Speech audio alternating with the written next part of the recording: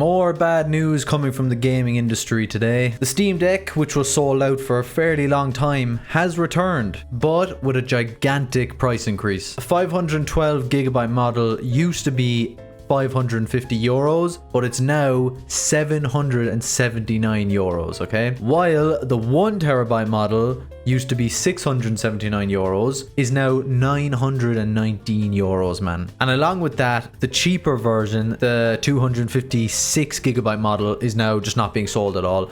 Not too sure why, but like the cheapest version is now completely gone. So the cheapest Steam Deck you can get now is 779 if you're buying from the Steam website or the Valve website. You might as well save up for a gaming PC at that stage. Like, you're kind of nearly there anyway if you're going to fork over 800 euros. I too have been affected by this change. I was nearly going to work up the courage and the money to finally get the Steam Deck either this year or next year, and obviously my hopes have been crushed. It is an amazing device. You can basically play whatever game you want on the go. That's incredible. But it's not worth 800 euros, man. In my opinion, that is bullshit that it's gone up this much. Yeah, I get it, the parts are more expensive, but 230 euros more?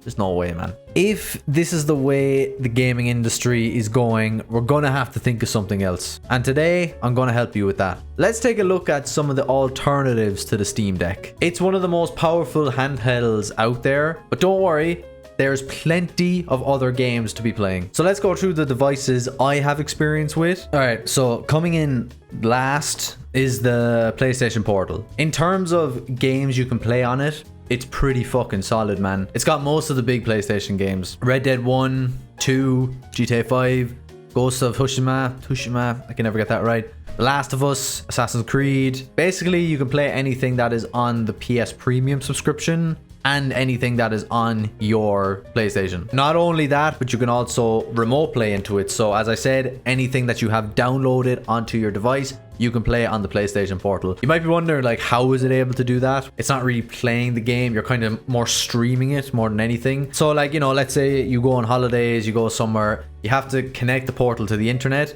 And then as long as you have your PlayStation at home in rest mode, you can just boot up the PlayStation 5 here and play it on holidays. If you want to take a look at all the games you can play, I have a video up here. I'll hopefully freaking figure it out how to get it up. Keep in mind, you will experience input delay because you're not playing a downloaded game onto the hardware. You're playing from your actual PlayStation 5. The further away you are from your actual PlayStation 5, the longer the input delay is going to be. But it's still very, very solid. It may be tricky to get used to at the beginning, but then your brain eventually gets used to it. There is a few pros and cons to this. The pros: you've got your high quality games. You can basically play whatever fucking game you want. Amazing controller. It is a PlayStation 5 controller with a screen. Beautiful display. Remote play, of course, that's great. Pretty good battery life. I'm able to get like 5-6 hours out of it depending on the game I'm playing. And you have a massive library of games. Now for the cons, and there's quite a few cons. You do constantly need to be connected to the internet. Pretty bad. So, you know, you can't be playing it in the car, or you can't be playing it on a plane or something like that. It has to be somewhere where you have internet all the time. And I have noticed, another con I like to say is, I have noticed the PlayStation Portal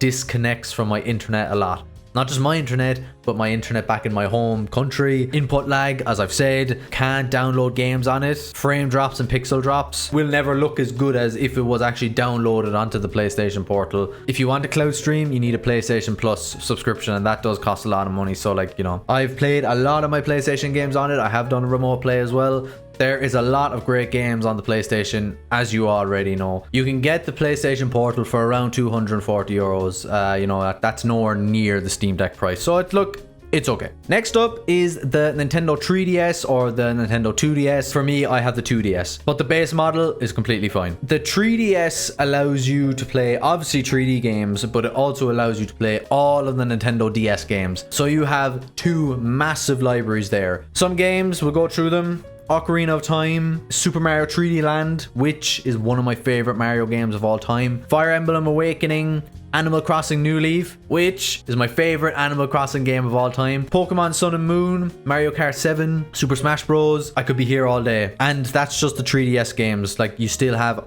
all of the Nintendo DS games. The 2DS for me is an okay design. I have noticed long sessions of gaming that my hands do get pretty tired. I think it's because the buttons are quite high up on the device itself. Can hinder my experience the odd time. I think your best bet is the 3DS XL. You can get a 2DS for around 110, 120 euros. It does fluctuate, so like you can get it for cheaper on eBay and like other websites like that. 3DS XL is around 250 euros, so I think the 2DS is probably your best bet. You're not going to notice much of a difference, okay? I think the 2DS is absolutely fine. One thing I need to go over with this device is that you can modify it. I won't tell you how, but if you do, you can get every 3DS game and DS game for free. The deeper you go with the modification, the more you open up. Like, you can also get Game Boy games, and I'm guessing older Nintendo games. Like, I think I have Super Mario Bros 3 for the Super Nintendo. You do need a computer, but it is very, very easy, and I would recommend that every person who has a 2DS or 3DS, possibly lying around, been in your fucking attic for years,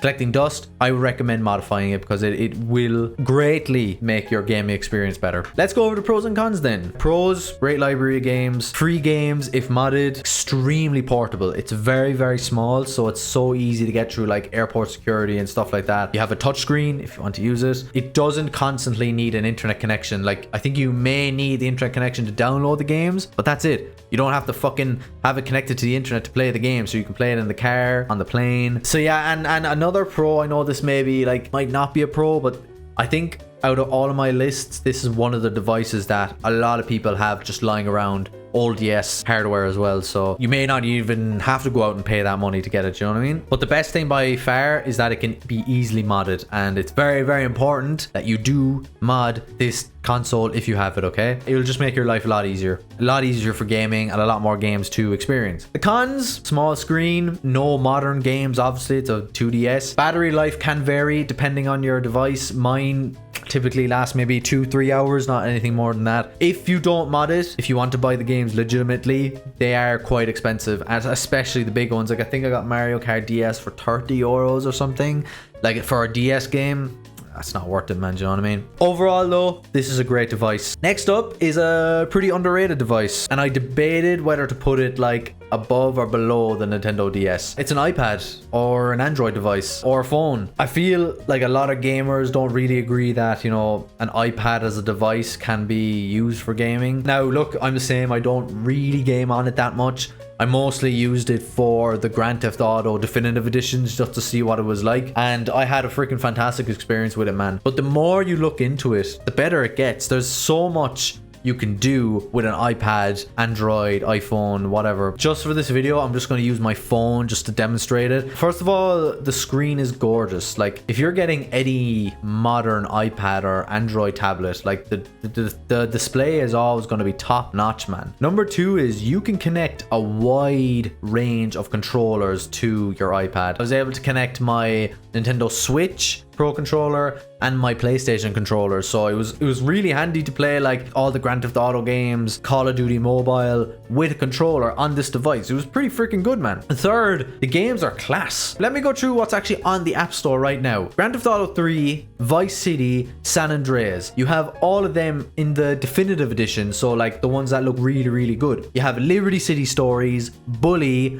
Max Payne, Resident Evil Village, COD Mobile, PUBG, Fortnite, and Minecraft, of course. So like, that's already a fantastic library, and you have so much more you can go through. But then you have RetroArch, and this is the game changer, man. RetroArch allows you to play nearly any old video game out there. All you need is the ROMs, and you're fine. Yeah, it may take you a while to actually set up the ROM and shit like that, but like, once it's connected, man, this is revolutionary. Once you have it, your iPad can handle nearly any games up to the PlayStation 2 and Nintendo Wii era. Again, that depends on your iPad. I mean, like, there's a huge difference between an iPad Air and an iPad Pro with an M5 chip, you know what I mean? And again, a huge thing, a lot of people have old iPads or Android tablets lying around at their house. So yeah, and of course, along with that, you can also connect, like, you have adapters that you can connect onto the iPad, like controllers that are specifically designed for iPads, iPhones, Androids, that work really, really well. You know, I think it's a great alternative because a lot of people have them lying around, and there's a lot of free games that you can play as well. The Pros, very portable, doesn't constantly need an internet connection, great display, you can connect any controller you want to it, it's accessible, a lot of people have it around, RetroArch can be easily downloaded, great battery life. The cons then, like, of course, the game library isn't the best you're going to get. Like, you know, you're not going to get your modern games like your James Bond First Light and your Red Dead Redemption 2s and stuff like that. Next up is the PSP or the PS Vita. Now, from the outside, you may think, like, what the fuck are you talking about, man? And I get it, but trust me, this device is just amazing. Beautiful touchscreen display, 2 analog sticks. Like, for its time, that was massive. Comfy to hold, unlike the DS, you know, where my hand starts to get tired. It's got a browser, okay? And I know that might not seem like much now, but I'll come back to why this is so important. Let's talk about the game libraries. And the PS Vita games themselves, they're pretty crap in my opinion. I never saw anything good from the Vita games. Like, considering how ahead of its time the PS Vita was, it should have had a better library. Rayman Legends and Origins, Uncharted Golden Abyss, but the magic comes from the PSP library. I'd be here all day talking about these classics. Liberty City Stories, Vice City Stories, Chinatown Wars, God of War, Chain of Olympus, Metal Gear Solid.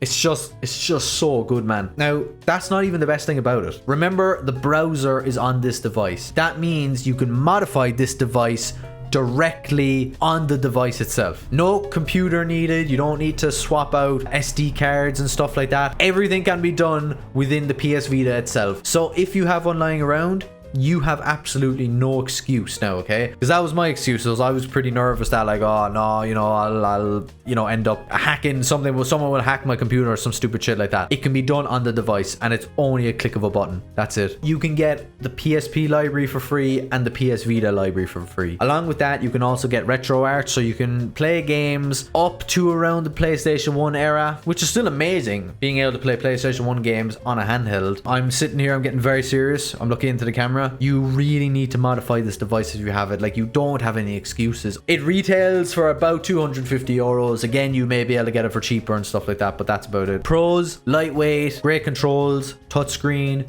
great library, very easy to mod, good battery life, no internet required for gaming, and you can download RetroArch. Cons, fair enough, no modern games, and that's about it, man. You know, it's just that good. But it's not the best alternative, and I'll tell you that now. The best, in my opinion, is the Nintendo Switch 2. This is logistically the best alternative instead of the Steam Deck. It has a price point of about 450 euros, so it is the most expensive device on this list, but for good reason. It is just a fantastic device. I mean, at the beginning, when it first came out nearly a year ago, I'd say it wasn't worth it at the time because there wasn't really a good game library. Like, yeah, you had Mario Kart World, but that was about it. But now the game library is just so good. I think Mario Kart World and Donkey Kong Bonanza is the gold standard for Nintendo games. You can also play all of your older Switch games as well. Now, here's where the problem was. The Switch 1 was just never powerful enough. You could never play like PlayStation 5 games and Xbox games, you know? It was always, you have your Nintendo Switch. It's a bit of a joke. It's nowhere near as powerful as other devices, but you have your Nintendo games. But now, since the Nintendo Switch 2 is so much more powerful, you're starting to get more PlayStation 5 games and Xbox games. So it's kind of all the consoles are kind of connecting together finally now. So that's kind of like why I think it's so worth it now. It definitely wasn't at the beginning, but now it 100% is. So let's look at it. The pros, modern games. You can connect a Pro controller to it. Great game library. You don't need an internet connection to play. You need it to download games, but that's about it. Detachable controllers, a kickstand, touchscreen. The cons is the battery life isn't that good. Like for me, I was playing Donkey Kong Bonanza on a plane and it didn't last more than 2 hours. So if you're playing a powerful game, it does drain quickly. You can't mod it. Obviously, it's a brand new device. The games can be quite expensive to get. But yeah, ladies and gentlemen, those are my alternatives for the Steam Deck. Yes, it's annoying that they've gotten so expensive, but as I've said, there's always so many games to play. You don't always have to have the best hardware to have an amazing experience while playing games. There's something special about playing older games on older consoles. It kind of gives you an idea of where gaming used to be and where it is now. I think there's something so beautiful in that. It's not always about like the big fancy fucking PlayStation 5s and blah blah blah. You can have a great time playing games on any console you have, whether it be PSP, PlayStation Portable, your freaking phone. Ladies and gentlemen, I hope you enjoyed. Keep playing games, stay safe, slán leat.